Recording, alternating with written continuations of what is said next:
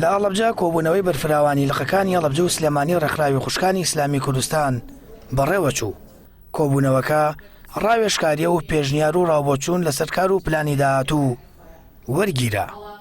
ئەمڕۆ مەکتەبی کاروباری خوشکانی کۆمەڵی دادگەری کوردستان کۆبوونەوەیەکی ڕاوێژکاری فراوانی ساز کردووە لە شاری ئاشتی لە پایتەختی ئاشتی لە هەڵەبجەی شەهید بۆ گەڵاڵەکردنی پرۆژە یاسایەک بۆ کار و پڕۆژە و خزمەتی داهاتووی خوشکانی کۆمەڵی دادگەری کوردستان بۆ خزمەتی بواری پەروەردە خێزان و پەرەپێدانی تواناکانی ئافرەتان.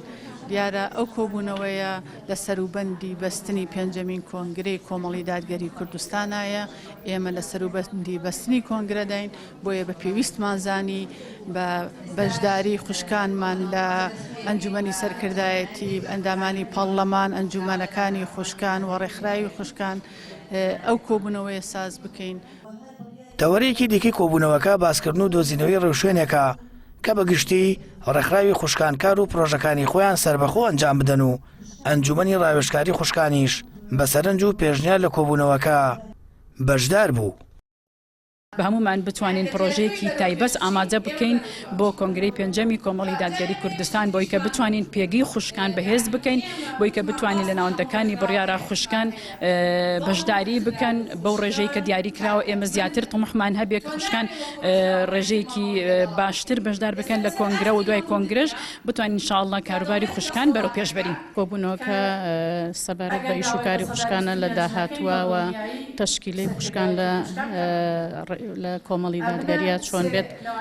ئێمە ئومێدەوارین کە ئەم کۆبوونەوەی ببێتە خاڵێکی وەرچاوخان و ببێتە زیاتر گەشەپێدان بە ئیشوکاری خوشکان.